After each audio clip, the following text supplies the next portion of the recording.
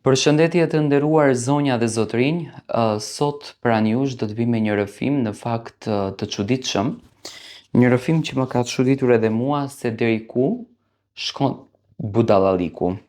Do të thoni pse. Një vajzë nga xhelozia i ka vënë flakën shtëpisë në Tiranë pse ka parë të dashurin duke ndjekur femra të tjera në Instagram, do me thënë është tmeruar fare. Në rrëfimin e ka shkruar kunata e saj, vajza e shtëpisë, e cila tregon tmerrin që ka përjetuar kjo familje. Unë jam vajza e kësaj shtëpie. Ajo shtëpi që në fakt sot nuk ekziston më. Ajo shtëpi që u shkrumbua bashk me kujtimet tona të mëdha. Me zërin e nënës sime, me erën e bukës të sapo pjekur dhe me fëmijërinë time të varrosur krejtësisht nën hi. Po ju tregoj këtë rrëfim me duar që ende më dridhen, sepse zjarri që përpiu shtëpinë tonë nuk ishte thjesht një flak. Ishte urrëtie, ishte xhelozi, ishte çmenduri edhe një telefon i vogël me Instagramin në dorë. Dhe paramendoni, e zbulon burin në Instagram që po ndjekën femra të tjera, edhe e djeg komplet shtëpinë.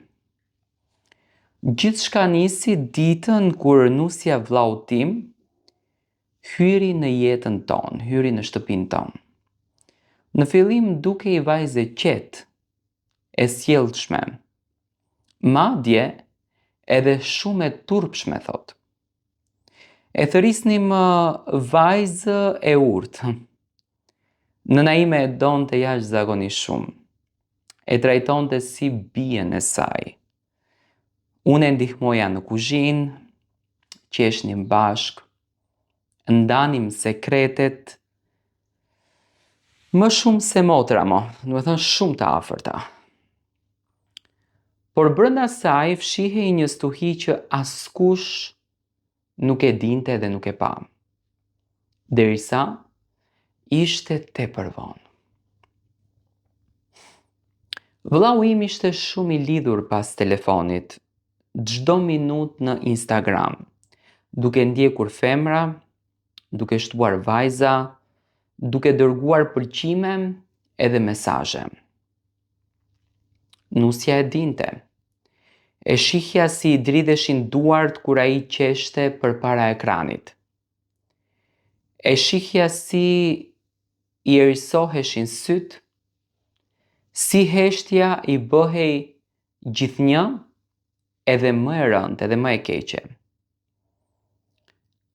Ajo nuk fliste, gëlltiste gjithçka, dhe në çdo gjë që shihte realisht e gëlltiste. Deri një natë kur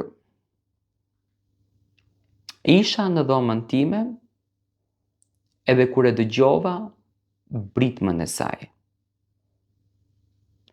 Një britmë që realisht më ngriti gjakun krejt. Zbrita shkallët me vrap dhe pash në korridor, me telefonin e vllaut në dorë, fytyrën e zverdhur edhe sytë e çmendur.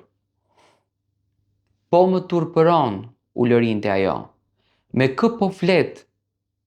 Kë po e shton për femër? Vllau mundohej që ta qetësonte, por ishte shumë vonë. Ajo kishte parë gjithçka.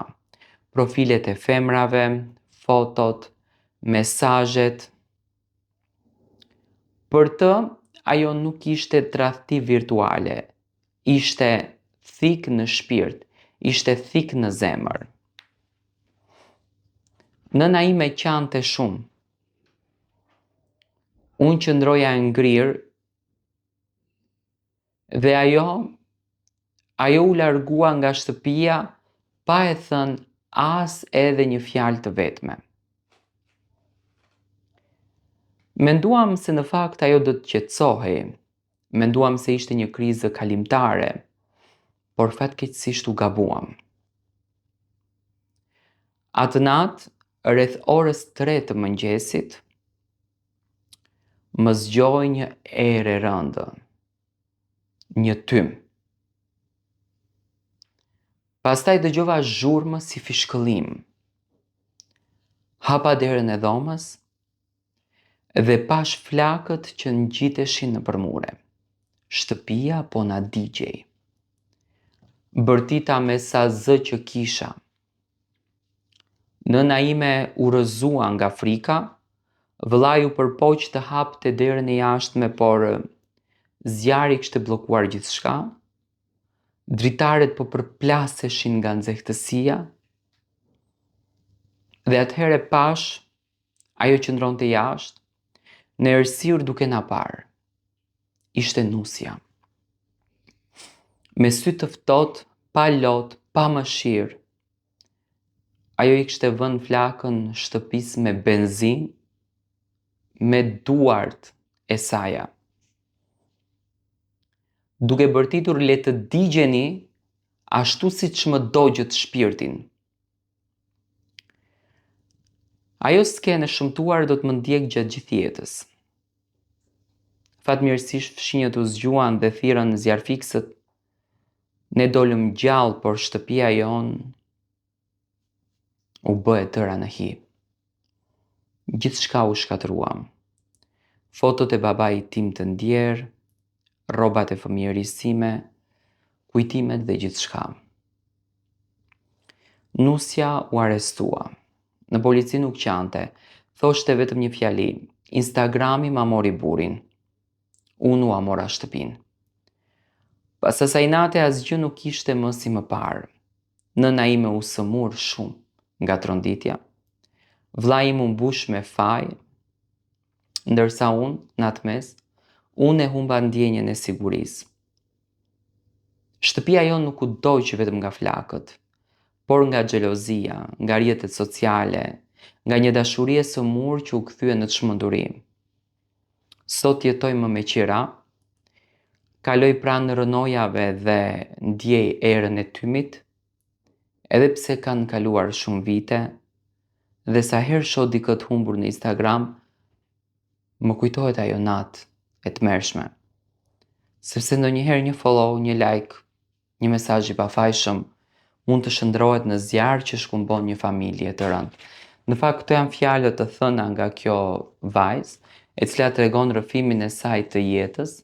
Domethënë nusja ua ka djegur shtëpinë, ua ka rrënjosur për tokë shtëpinë, dhe ajo me zemër uron që probleme të këtilla të mos t'i shoqërojnë familjes shqiptare.